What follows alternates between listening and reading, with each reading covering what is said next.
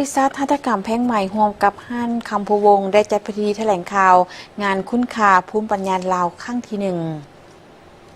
ซึ่งเป็นการจัดแสดงผลงานนวัตกรรมและสินค้าภูมิปัญญาลาวที่มีคุณภาพสูงจากทั่วประเทศมีการสาธิตขั้นตอนวิธีการผลิตแบบดั้งเดิมที่หาชมได้ยากการเสวนาแลกเปลี่ยนความรู้การจดทะเบียนทรัพย์สินทางปัญญาและการยกระดับยี่ห้อสินค้าลาวสู่สากล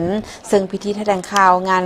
คุณค่าภูมิปัญญาลาวครั้งที่1โดยงานจะได้จัดขึ้นในวันที่9 วันที่13 กันยายน 2026ที่ศูนย์วางแสดงสินค้าลาวไอเทคโดยมีท่านนางอุตสาวดีไซสสิทธิ์อำนวยการบริษัทหัตถกรรมแพงใหม่ให้ฮู้ว่าการจัดงานคุณค่าภูมิปัญญาลาวเป็นการเชิดชูปกปักรักษาบทบาทของชุมชนผู้ผลิตและผู้ทรงคุณวุฒิด้านภูมิปัญญาลาวส่งเสริมการอนุรักษ์ภูมิปัญญาท้องถิ่นฝีมือหัตถกรรมและผลิตภัณฑ์ที่เป็นเอกลักษณ์ของลาวโดยบ่ให้สูญหายทั้งเป็นการสุขยู่และพัฒนาเปิดโอกาสให้ผู้ประกอบการนักประดิษฐ์ค้นคิดนวัตกรรมผลิตภัณฑ์จากภูมิปัญญามาจัดแสดงและจำหน่ายเป็นโอกาสสร้างเครือข่ายเวทีการค้าสร้างเวทีพบปะแลกเปลี่ยนบทเรียนและจับคู่ธุรกิจระหว่างผู้ผลิตและผู้บริโภคทางภายในและต่างประเทศเปิดโอกาสให้สุขยู่การท่องเที่ยวนำไส้วัฒนธรรมและภูมิปัญญาท้องถิ่นเป็นตัวดึงดูดนักท่องเที่ยวทั้งภายในและต่างประเทศได้รับรู้ภูมิปัญญาของคนลาวหลายขึ้นกว่าเก่าภายในงานครั้งนี้ผู้เข้าร่วมงานจะสัมผัสกับกิจกรรมหลากหลายและน่าสนใจ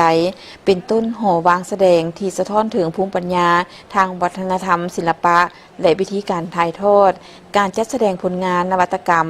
และสินค้าภูมิปัญญาลาวที่มีคุณภาพสูงจากทั่วประเทศการสาธิตขั้นตอนวิธีการผลิตแบบดั้งเดิมที่หาชมได้ยากการเสวนาแลกเปลี่ยนความรู้การจดทะเบียนทรัพย์สินทางปัญญาและการยกระดับยี่ห้อสินค้าลาวสู่สากลการให้การปรึกษาและพัฒนาการออกแบบผลิตภัณฑ์การแสดงศิลปะพื้นเมืองที่เป็นเอกลักษณ์และหาชมได้ยากการได้รับสิทธิ์การเป็นสมาชิกในแอปพลิเคชันภูมิปัญญาลาวโอกาสนี้ท่านนางเวียงสวรรค์พมิสิทธิ์ผู้บริหารห้านคำพวงได้กล่าวว่ากิจกรรมภายในงานครั้งนี้บรรดาผู้เข้าร่วมจะได้ความรู้ด้านการเงินการออมคำเสวนาการส่งเสริม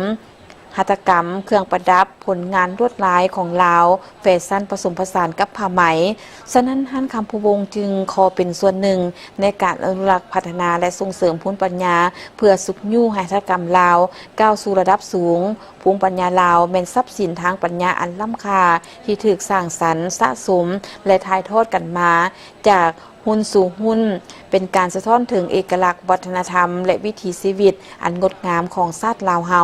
ทั้งเป็นท่าแห่งบ่มซ่อนอันสำคัญในการขับเคลื่อนเศรษฐกิจการค้าการท่องเที่ยวและการพัฒนาแบบยืนยงซึ่งบ่เพียงแต่แม่นวัตถุสิ่งของหรือสิ่งเก่าแก่ที่สืบทอดกันมาเท่านั้นหากมันคือองค์ความรู้ทักษะประสบการณ์และวิถีชีวิตที่บรรพบุรุษลาวได้สะสมค้นคิดและถ่ายทอดกันมา